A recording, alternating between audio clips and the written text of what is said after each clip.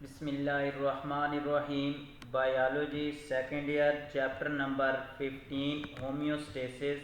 आज हम इसका लास्ट टॉपिक पढ़ेंगे जो कि हमारे पास है regulation of heat exchange between animal and it's environment, और उसके बाद लास्ट पे हम पढ़ेंगे कि mechanism of thermoregulation in mammals and including human.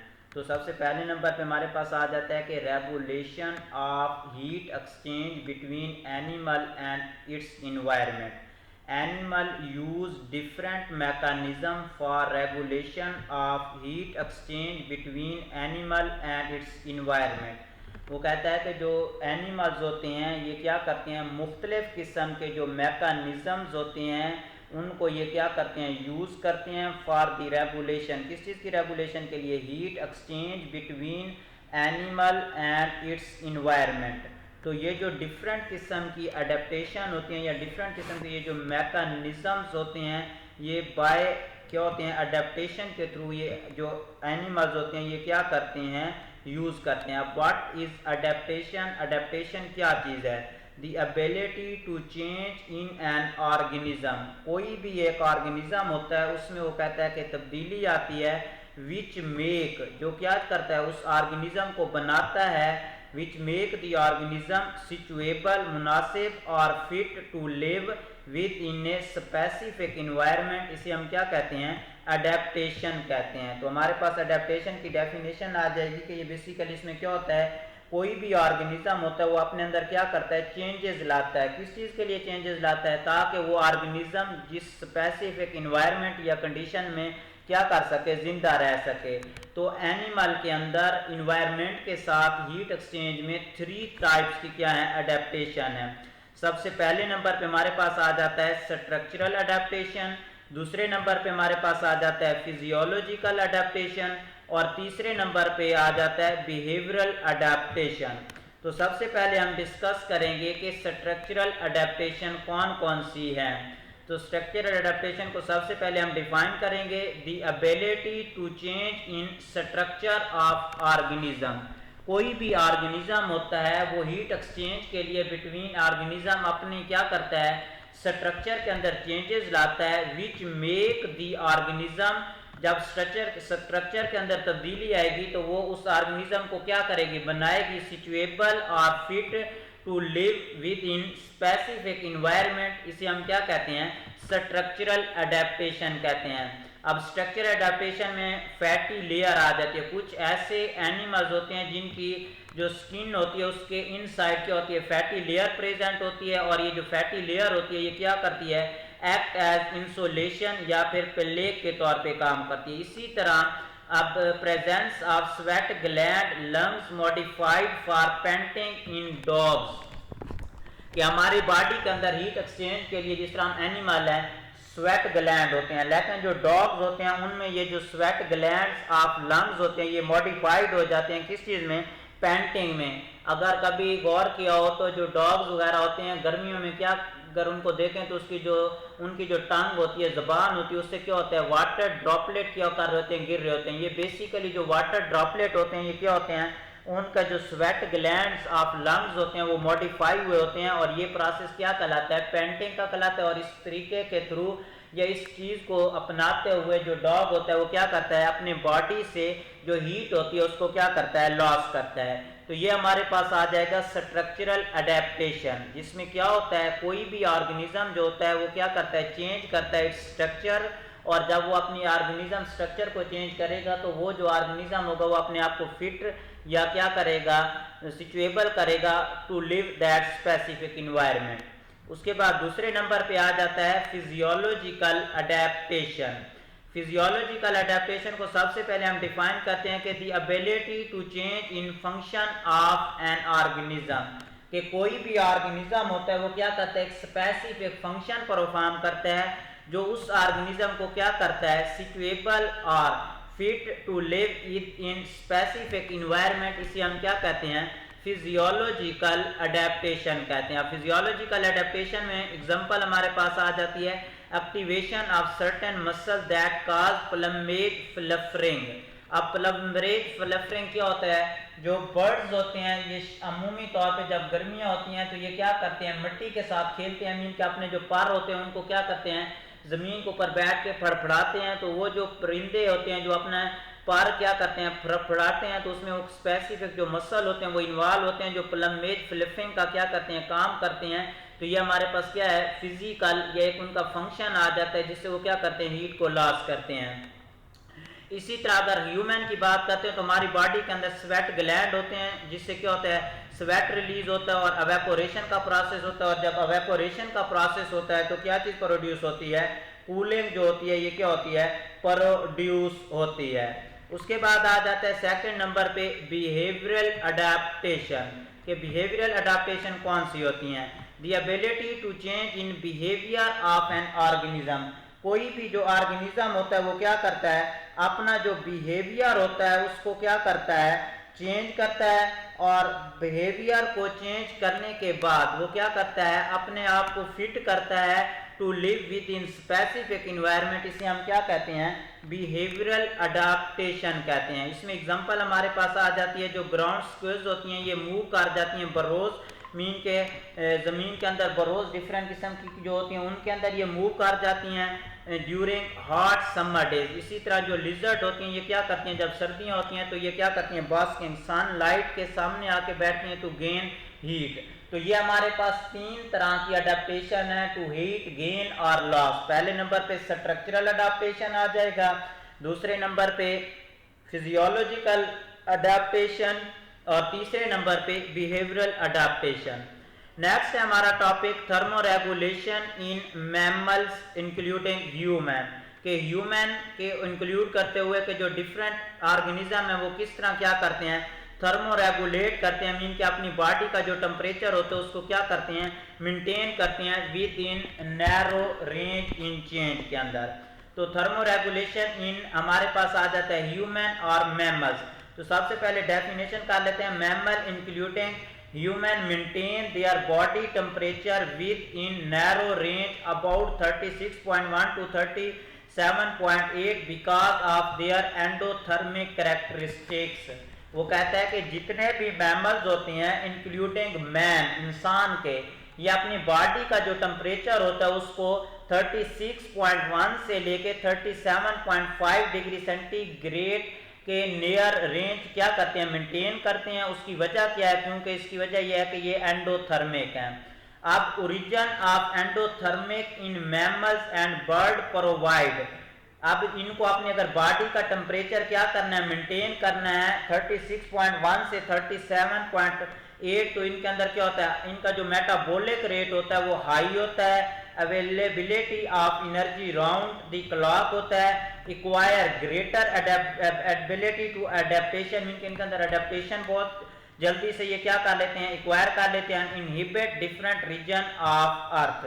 This is why birds and mammals show wider diversity, इसी वजह से जो बर्ड्स एंड मैमल है इनकी क्या है, वाइडर डाइवर्सिटी एंड डिस्ट्रीब्यूटेड है, और ये क्या फैले होते हैं इन डिफरेंट रीजन्स ऑफ अर्थ।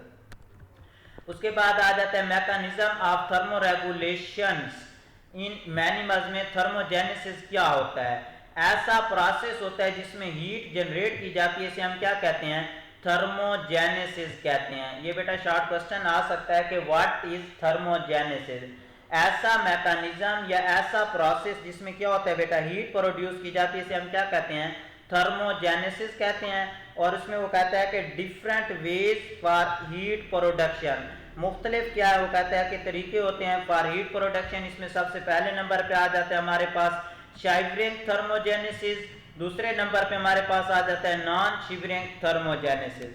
अगर हम शिवरिंग थर्मोजेनेसिस को डिफाइन करते हैं तो what is shivering thermogenesis, the rate of heat production is increased by increase of muscle contraction by movement, running, flying or jumping is called shivering thermogenesis। मतलब यह है कि बॉडी के अंदर हीट प्रोड्यूस करना by increase of contraction of muscle, अगर muscle को contract करके हम क्या करते हैं, इंक्रीज करते हैं, हीट प्रोडक्शन में इजाफा करते हैं, तो इसे हम क्या कहते हैं, शिवरिंग थर्मोजेनेसिस कहते हैं। उसके बाद आ जाता है non shivering thermogenesis, hormone also trigger the heat production, यहाँ पे वो कहता है कि जो हार्मोन्स होते हैं वो भी क्या होते हैं, इन्वॉल्व होते हैं फॉर हीट प्रोडक्शन। अब यहाँ पे कौन सा हार्मोन है जो हमारी बॉडी के अंदर, थायराइड ग्लैंड जो होता है ये प्रोड्यूस करता है थायरॉक्सिन हार्मोन। और ये जो थायरॉक्सिन हार्मोन होता है ये बेसिकली क्या करता है, हीट प्रोड्यूस करता है।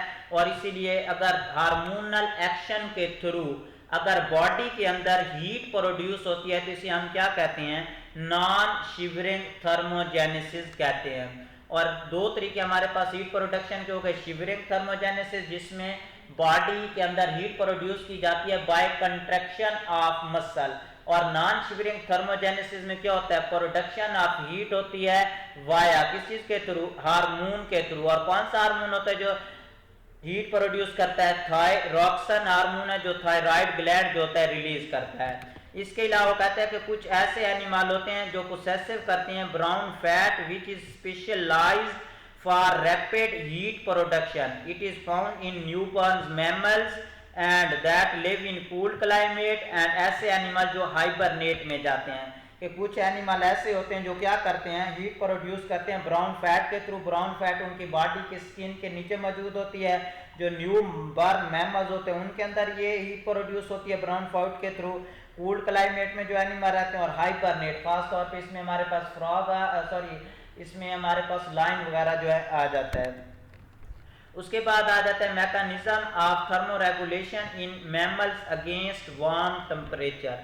जब टेम्परेचर बाहर बहुत ज़्यादा होता है और इंसान को अपनी बॉडी के टेम्परेचर को क्या करना होता है, कम करना होता है, तो ऐसे कौन सी अडेप्टेशन वो अपनी बॉडी के अंदर क्या करता है, टेक करता है। तो इसमें सबसे पहले नंबर पे आ जाता है role of skin. Blood vessels are outer layer to the skin, mean के जो स्किन होती है ये हीट को लॉस करने में एक इम्पॉर्टेंट रोल अदा करती है। और वो कहता है कि जब ब्लड की सप्लाई आउटर स्किन लेयर की तरफ इंक्रीज कर दी जाएगी तो ये ब्लड क्या करते हैं, हीट को लॉस करते हैं। इस तरह जो बॉडी के अंदर अगर टेम्परेचर इंक्रीज हो रहा होता है तो उसको हम क्या कर सकते हैं, मेंटेन कर सकते हैं, जितने भी मैमल्स इंक्लूडिंग ह्यूमन। उसके बाद है एवेपोरेशन कूलिंग, कि जो टेरेस्ट्रियल मैमल्स होते हैं इनके अंदर क्या होता है, एवेपोरेशन कूलिंग, मीन के स्वेट ग्लैंड मौजूद होते हैं। जब स्वेट ग्लैंड जो होते हैं ये क्या करते हैं, स्वेट रिलीज करते हैं। जब स्वेट रिलीज होगा तो हीट जो होती है ये बॉडी से क्या होती है, लॉस होती है। और गर्मियों में बाहर टेम्परेचर का ज़्यादा होता है, अपनी बॉडी का टेम्परेचर इंक्रीज हो रहा है तो उसको काम किस तरीके से किया जाता है, पहले नंबर पे ब्लड की सप्लाई स्किन की तरफ इंक्रीज कर दी जाती है, इससे हीट लॉस होती है। दूसरे नंबर पे स्वेट ग्लैंड, मीन के स्वेट के थ्रू रिलीज होता है। स्वेट जब रिलीज होता है एवेपोरेशन का प्रोसेस होता है, कूलिंग प्रोड्यूस होती है। और तीसरे नंबर पे हमारे पास आ जाता है पैंटिंग। पैंटिंग डॉग्स के अंदर मौजूद होते हैं। Evaporation cooling in respiratory tract major temperature reducing, temperature को कम करने का एक ये क्या है मेथड, और ये डॉग्स के अंदर होता है। इसके अलावा सलाइवा एंड यूराइन, जो बैट्स है ये हमारे पास एक मैमल है, ये क्या करता है, अपनी बॉडी से हीट को क्या करता है, लॉस करता है। किस चीज़ के थ्रू, सलाइवा के थ्रू एंड यूराइन के थ्रू ये क्या करता है, लॉस करता है हीट को। तो ये हमारे पास चार चीज़ें या चार मेजर स्ट्रक्चर आ जाती हैं जो वार्म टेम्परेचर पे क्या करते हैं, थर्मो रेगुलेशन होती है मैमल्स के अंदर। रोल ऑफ स्किन, मतलब स्किन की तरफ ब्लड की सप्लाई इंक्रीज कर दी जाती है जिससे हीट लॉस होती है, एवेपोरेशन, कूलिंग, और उसके बाद painting and saliva and urine के थ्रू। उसके बाद आ जाता है mechanism of thermo regulation in mammals against cool temperature, के कूल टेम्परेचर के अगेंस्ट किस तरह, मीन के जब बाहर टेम्परेचर कम होता है, बॉडी के टेम्परेचर को ज़्यादा रखना होता है तो हीट को प्रोड्यूस किया जाता है। तो इसमें हमारे पास वैजो डायलेशन एंड वैजो कंस्ट्रिक्शन आ जाता है। राइजिंग फर, मीन कि आपने देखा होगा ये भेड़ें वगैरह होती हैं या कुछ एनिमल, और दूसरे जो होते हैं मैमल्स वो क्या करते हैं, अपनी जो फर होती है उसको राइज कर देते हैं जिससे उनकी बॉडी से हीट लॉस नहीं होती और हीट को मेंटेन, मीन के टेम्परेचर को मेंटेन करते हैं। इसी तरह fat layer beneath the skin होती है कुछ एनिमल के अंदर। और उसके बाद ब्लबर आ जाता है। ब्लबर जो होता है ये मेराइन के अंदर जितने भी इक्वेटिक मैमल्स होते हैं ये क्या करते हैं, अपनी बॉडी के नीचे क्या करते हैं, स्किन के नीचे इनकी ब्लबर लेयर होती है, मीन के फैट की लेयर होती है जो क्या करती है, उनके बॉडी के टेम्परेचर को कूल टेम्परेचर में या क्या कह सकते हैं कूल कंडीशन में मेंटेन करती है। उसके बाद हमारे पास नेक्स्ट आ जाता है thermostat function and feedback control in human. The principle of thermostat is analog to the negative feedback mechanism, कि जो थर्मोस्टेट फंक्शन होता है ये बेसिकली वो कहता है कि जिस तरह इंसान के अंदर नेगेटिव फीडबैक होता है इसके तरह ये रोल अदा करता है in thermostat when the temperature exceed the normal range, जब टेम्परेचर नॉर्मल रेंज से इंक्रीज कर रहा होता है तो रिसेप्टर जो होते हैं उसको डिटेक्ट करते हैं चेंजेस को एंड सिग्नल को सेंड करते हैं कंट्रोल सेंटर की तरफ ऑफ थर्मोस्टेट जो कि हाइपोथैलेमस है, और ये क्या करता है, turn off heating plate and allowing to thermostat to cool down. मतलब ये है कि इसमें ये होता है कि अगर बाहर का टेम्परेचर ज़्यादा हो रहा है तो किस तरह बॉडी क्या करती है, अपने बॉडी अपने टेम्परेचर को क्या करती है, मेंटेन करती है हीट को लॉस करके, और अगर बाहर का टेम्परेचर कम है तो बॉडी किस तरह क्या करती है, मेंटेन करती है किस चीज़ को, अपने बॉडी के टेम्परेचर को, या बाय किस तरह ये हीट को प्रोड्यूस करती है। तो यहाँ पे आपके पास डायग्राम है, नॉर्मल बॉडी टेम्परेचर है इंसान का 36 से लेके 38 फॉर एग्जांपल। अब टेम्परेचर जब होता है ज़्यादा, मीन के जब टेम्परेचर होता है इंक्रीज, अब जब टेम्परेचर इंक्रीज होगा तो स्किन क्या करेगी, हमारे पास एक्ट एज सेंसरी रिसेप्टर के तौर पे काम करती है। स्किन क्या करेगी, thermostat in hypothalamus activate cooling mechanism, mean के स्किन क्या करेगी, सिग्नल भेजेगी ब्रेन को, और ब्रेन क्या करता है, ब्रेन का पोर्शन जो हाइपोथैलेमस होता है ये एक्टिवेट करता है कूलिंग मैकेनिज्म। अब कूलिंग मैकेनिज्म कौन सा है, रिस्पॉन्स स्वेट ग्लैंड के, ये स्वेट ग्लैंड को हुक्म देगा कि आप पसीना एक्सक्रीट करो, जब पसीना आएगा वेपोरेशन होगा, टेम्परेचर कूलिंग प्रोड्यूस होगी, बॉडी का टेम्परेचर कम होगा।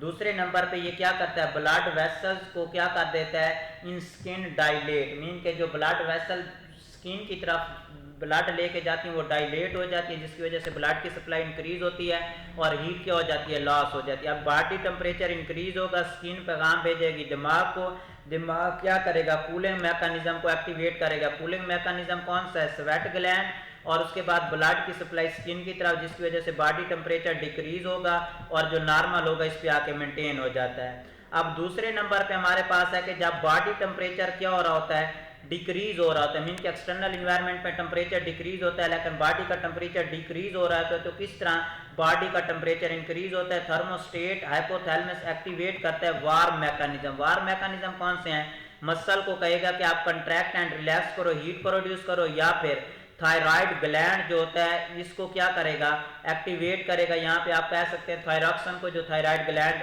के थ्रू क्या होते हैं, सिक्रीट होते हैं, जिससे क्या होगी, हीट इंक्रीज होगी और जो बॉडी का टेम्परेचर होता है वो क्या होता है, मेंटेन रहता है। तो ये हमारे पास थर्मोस्टेट फंक्शन इन ह्यूमन। उसके बाद आ जाता है छोटा सा शॉर्ट क्वेश्चन है, what is pyrogen and what is pyrexia.